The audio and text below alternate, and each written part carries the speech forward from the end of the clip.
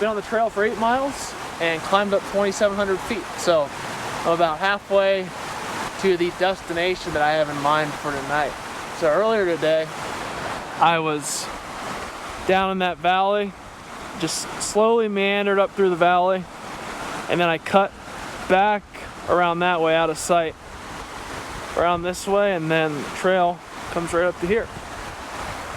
And the plan for the rest of the night is to get up where this kind of curves around out of view. There's a big cirque that's just filled with a snow field, and right behind that it looks like there should be a pass that I can go over and drop down onto the other side, which is kind of similar to this, but instead of just being kind of a stream flowing down, there's some really big alpine lakes.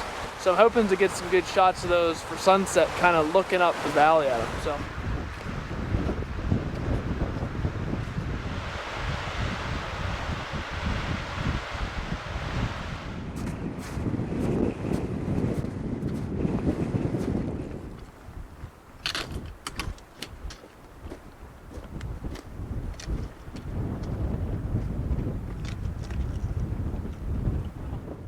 it's looking pretty good.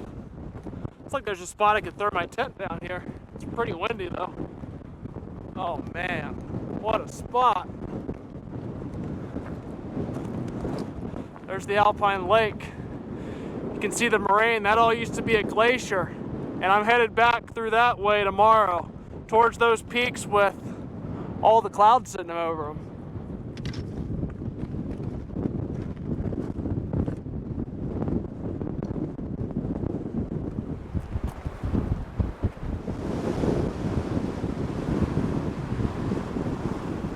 I had to come down off the pass. It was so windy, and there was absolutely no spot to put a camp down except at one spot that was right in the wind. And tried to take a few shots, but my camera was shaking so much when those wind gusts came through, it was just impossible. So I came down. But I think there's a storm starting to form back in this way, because where I came from earlier, back there were no clouds over the pass. So I think it's slowly rolling in. The temperature's dropped a whole lot.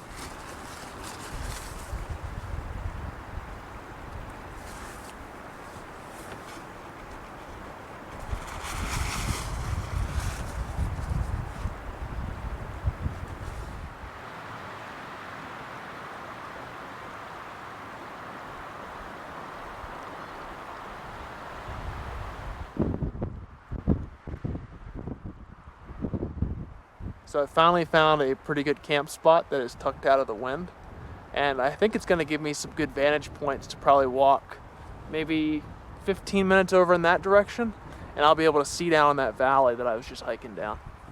But as you can see, clouds are starting to come down over the tops of the peaks here, so it might end up that I wake up tomorrow morning to shoot sunrise and I'm just all encapsulated in clouds and mist. So if I get lucky, there'll be some good conditions. But looking back over the way that I was facing where all those massive peaks were in the background earlier, I don't even know if I'll be able to see that tonight. But I'm gonna eat real quick, and probably in about a half an hour I'll pack my bag up and hike over there and see if I can make do with whatever compositions I'm given over there for sunset.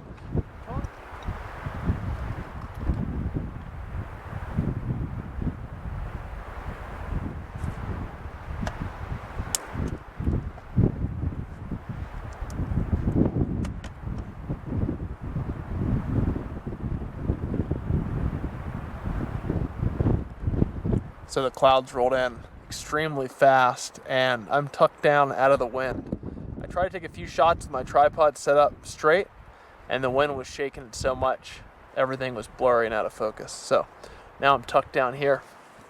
And one thing I find to work really well, if you can figure it out, especially for something where you're zoomed way back in like that, and you're not really gonna see much foreground, if a lot of wind's kicking around, get your tripod down so it has as wide a base as possible and everything's on something flat. That way it's a lot more sturdy, and when the wind does kick through, it doesn't shake as much. But I don't know if anything will come out of this shot or not. It's really hard to tell. I was looking at some compositions over this way as well, and then I was working with a pano that kind of started here and then swung back down that way. But I was hoping there's going to be some more sun breaks. The light was kicking through really nice earlier, and now it's kind of just died down. So hopefully we'll get a little bit of touches of light down in that valley. But this is a super standard shot. Focused right in there at hyperfocal, f11, ISO 100, exposed to the right, and that's giving me 1/5 of a second. So I've been firing these off, and sometimes 1/5 of a second won't be fast enough with the wind blowing like this. So I kind of try to time it and wait till the wind dies, and then I take the shot. But I'll probably have to end up going with f8, and then I'll go up to ISO 250. That gives me a 1/25 of a second. And I can try one there too. I like how all these clouds are kind of forming over the top of those peaks in the background, but without any light kicking through, it just looks completely dead. All the colors kind of dissipate when there's not direct sunlight. So we'll see what happens. I'm definitely going to take a few shots still because it's an awesome scene. And maybe I can pull some of the color out in post-processing. It's always worth taking them and seeing, at least in my opinion. Fire another one off here. It's looking like the light wants to come through back there, but I think it's pretty socked in from the look of things. My tent's tucked right back over this little mound.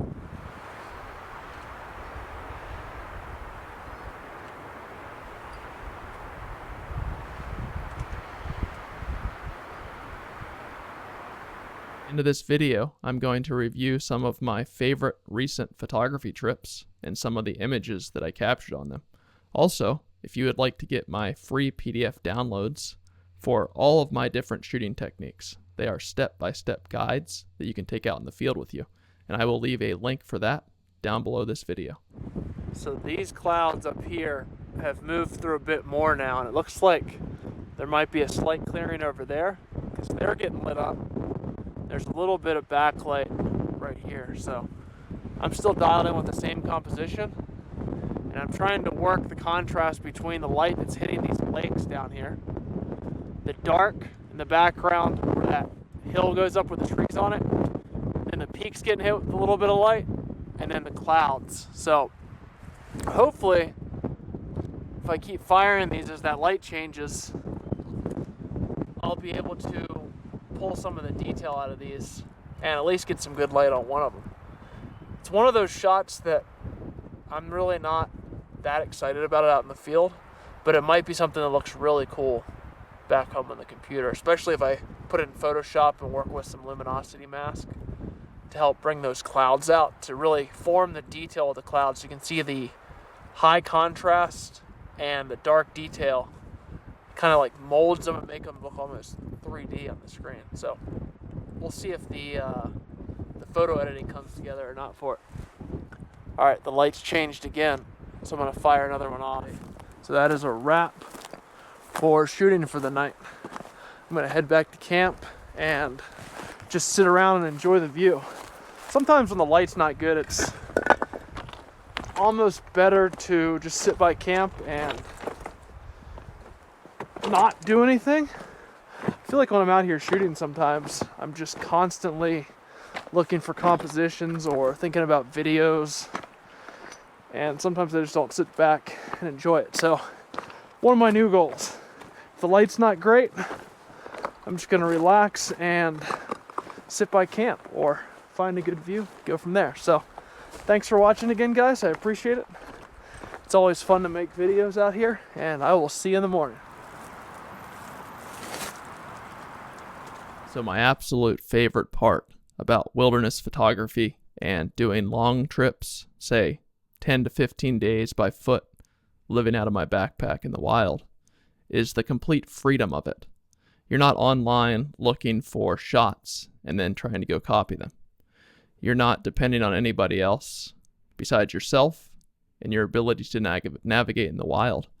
And that really just turns on that animal instinct that I think we lose when we come back into society. But there's a different feeling about being out there alone or with a friend.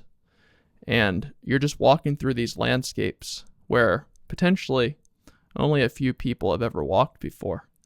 And the adventure of it is what draws me just as much as the photos. And the adventure of it is also what keeps me constantly studying topo maps and looking for new places to explore. And until I found this type of landscape photography, I liked photography, but I didn't love photography. And the mix of wilderness exploration, taking photos, designing trips, and then pushing your own personal limits, where many times you fail and sometimes you succeed, just is a style of shooting and adventure that I really love. So I was going to review some of my favorite images that I've taken over the past few years and give you guys a few tips for wilderness photography, for backpacking, and everything else. So this shot was captured out on an 8-day backpacking trip with my buddy Iron, and we were scrambling up to get on this ridge line the first night because there were this clouds just pushing through the whole area, and we thought the light was going to be really good. So we were just constantly pushing the whole day, trying to get up on this ridge line before sunset. And this shot was taken from that ridge line that we were scrambling up to, and we ended up putting our camp down right from this vantage point as well. And I shot this one about 200 millimeters, so it's pretty zoomed in, but the light was just fantastic. And you can see all these larch trees, which are the yellow trees, down in the foreground. So later in this trip, we ended up going way out around the side to the left of this peak, and then we ended up following the ridge line of this peak all the way up to the very top, and that was a really fun climb. So we followed the left-hand ridge line to get up there. And this set of videos where I captured this image will actually be published in the next few months on my landscape photography school, which is my online learning platform that I've been building over the past 2 years. So that's something if you guys are interested in. I open up enrollment a few times a year, and you can just sign up for my email list below the video if you'd like to get a quick notification when I open enrollment. So here's a shot that shows our camp location, and this was another trip Iron and I did together, and it is an off-trail location that's buried deep up in the northern reaches of Washington State. And it takes a few days to get out here, so we decided to stay up here for a week and constantly watch the light because it's kind of up on a high point. So when you're up there, you can look in all directions, and there are just massive glaciated mountains all over the place. And it's a pretty intimidating place to get to. There are a lot of no-fall zones along the way. But once we were up there, we had an awesome time shooting this landscape. And we got really lucky with all the different clouds that were moving through. And we constantly had changes in weather and light. Then some mornings, the fog would roll in, and we would just be encapsulated in just like all clouds and fog. So it was absolutely fantastic to be out there shooting. And just to be up there exploring, I really like to have a base camp like this. And then from the base camp, you can go out and do hikes all day and find really cool compositions that way. Whereas sometimes, if you don't have a base camp, you're just setting up tent for the night, and you don't have really that long to look for compositions and get some ideas for you want to shoot. So oftentimes when I go out on these long 8 to 10 night backpacking trips, I will have a few different base camps where I'll stay for maybe 2 nights, 3 nights, and then I really get to explore and shoot the area, because without the huge pack carrying 10 days of food, it's a lot easier to scramble up to vantage points where you can get really cool and unique looking images from. So that's always fun to do. So hopefully you guys enjoyed this video.